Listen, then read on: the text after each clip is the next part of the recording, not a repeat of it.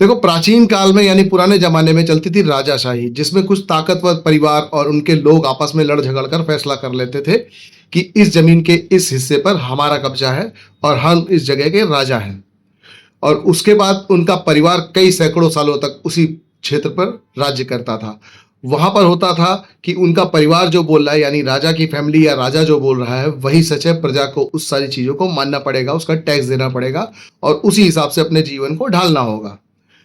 तो थोड़े दिनों बाद, कुछ समय बाद, जैसे जैसे समय बीता, लोगों को लगने लगा यार ये तो अत्याचार है, राजा साहब कुछ भी बोल देते हैं, कोई भी सजा सुना देते हैं, उनके मन में आया वैसा काम करते हैं, तो ये हमको एक्सेप्ट नहीं है।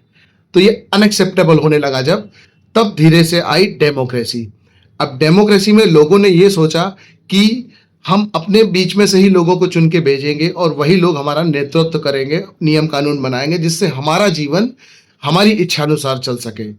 लेकिन इसके बाद हुआ क्या कि जिन लोगों ने उनको पॉलिटिशियन या नेता बनाकर ऊपर भेजा, वही नेता बाद में उसी राजा का स्वरूप ले लिया।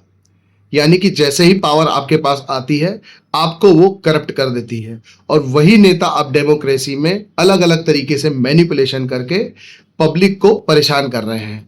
अब पब्लिक एक दुविधा में है कि उसने तो अपने ही लोग वहां भेजे थे, तो वो अब इसको अनएक्सेप्ट भी नहीं कर सकती।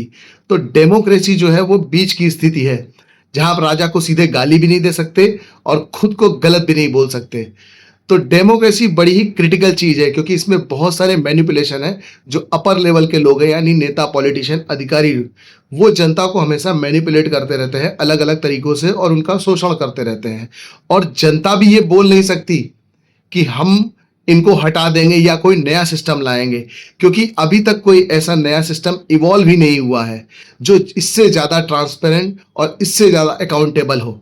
इसीलिए हम जितने भी लोग इस पूरी दुनिया में रह रहे हैं अभी डेमोक्रेसी के अंदर, सभी को पता होगा कि उनको लगता है कि उनका राज है, यानी प्रजा का राज है, लेकिन एक्चुअली में अभी भी कुछ पावरफुल लोगों के हाथ में ही ये सत्ता है और अभी भी वो लोगों को मैनिपुलेट करके उनका शोषण ही कर रहे हैं।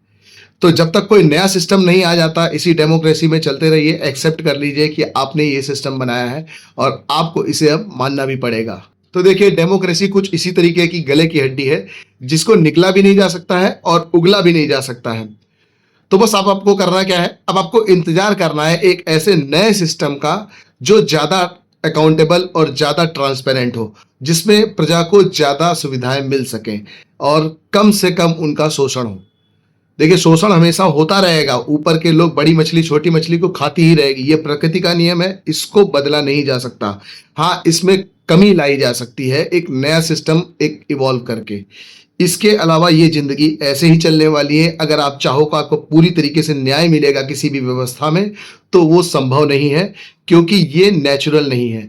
नेचर का नियम है कि जो पावरफुल है वो नीचे के लोगों को खाएगा, दबाएगा, कुचलेगा। बड़ी मछली छोटी को खा जाती है।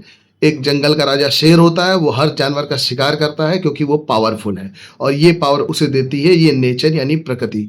तो प्रकृति से आप जीत नहीं सकते। तो जितनी जल्दी इस बात को एक्सेप्ट कर लेंगे उतना ज़्यादा बेटर होगा, या तो फिर आप पावरफुल बनने की तैयारी करिए। और आपको क्या लगता है इस वीडियो के बारे में, कमेंट करके जरूर बताइए।